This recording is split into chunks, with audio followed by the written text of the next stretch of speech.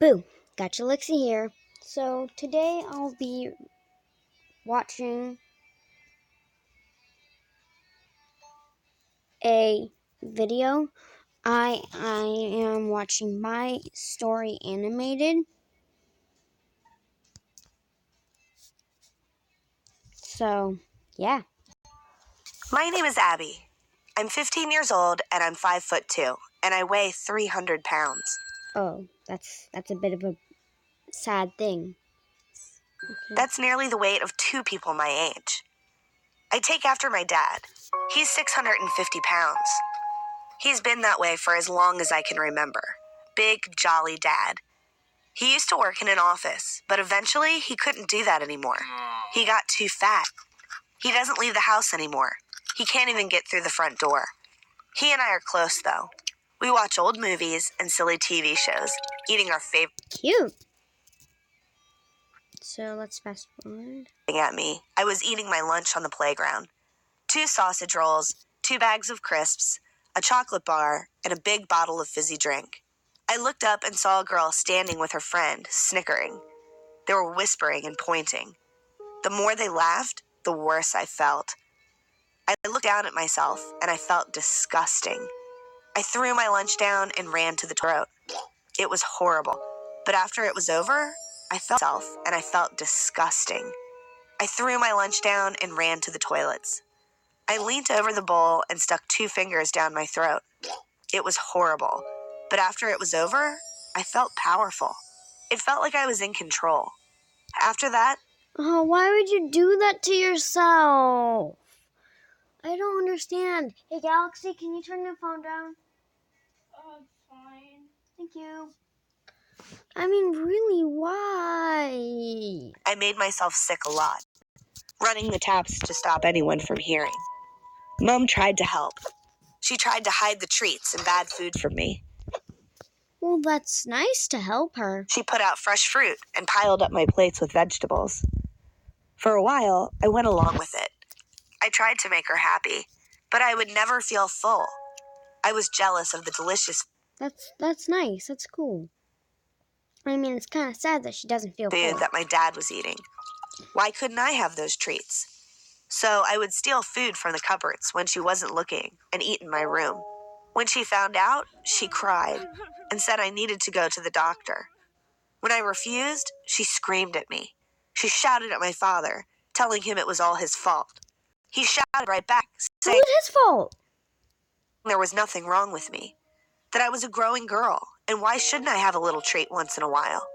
I hid in my room as they kept arguing. I sat on my bed sobbing. Oh, she feels so bad about her weight. The poor girl. Although, I know someone who can kind of relate to her, but she doesn't really care about her weight, and neither does her parents.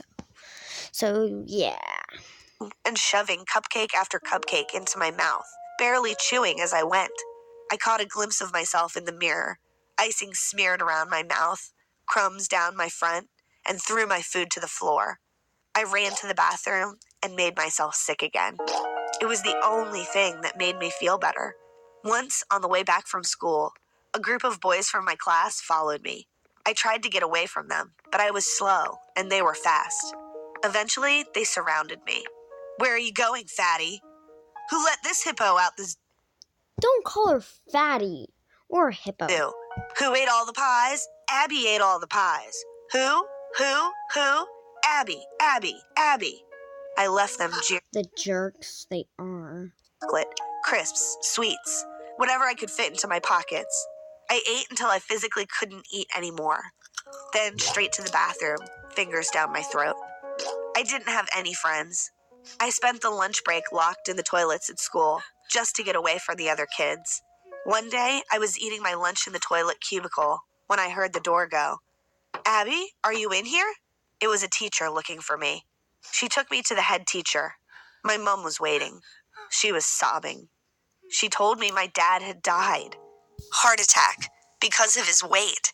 He'd just been sitting in his favorite chair watching TV like he always did, and then suddenly, gone. The coroner had to cut a hole in our house to get the stretcher in. Our neighbors watched and pointed and whispered. That's extremely rude.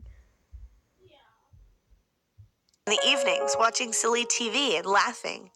My mom cried all the way home. She kept apologizing, but it wasn't her fault. She couldn't face going home that night, so we stayed with my grandparents for a few days, just until after the funeral. He needed a tight dress.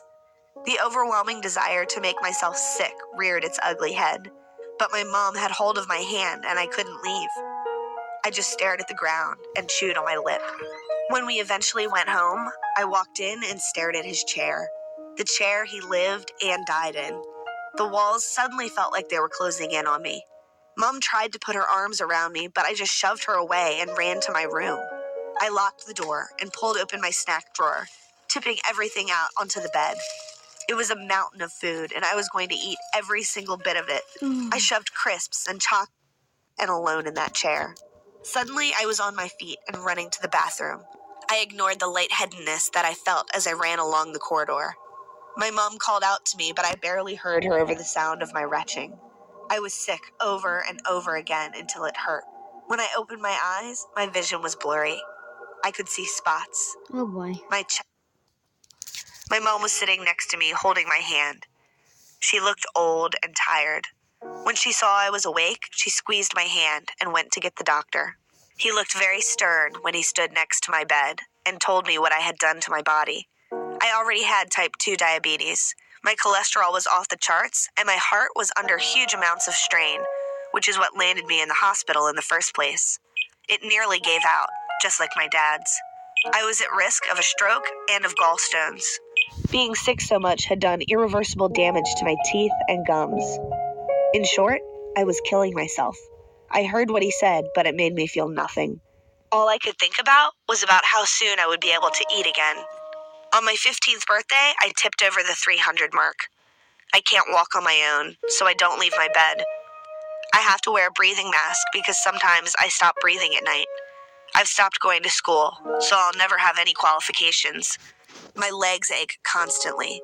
I always have a headache, and I never feel full anymore. I am addicted to food. Oh no.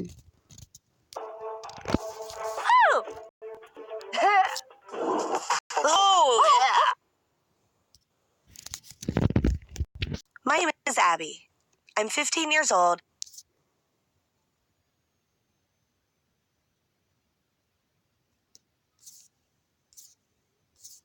Let's go to this one. Hi, I'm Clara. Okay, we don't need to know I your name. lied to my parents and told them I was at extracurricular activities or studying at the library. Soon, Phil and I got serious, if you know what I mean. He was my first, and She means doing it dirty. he was amazing.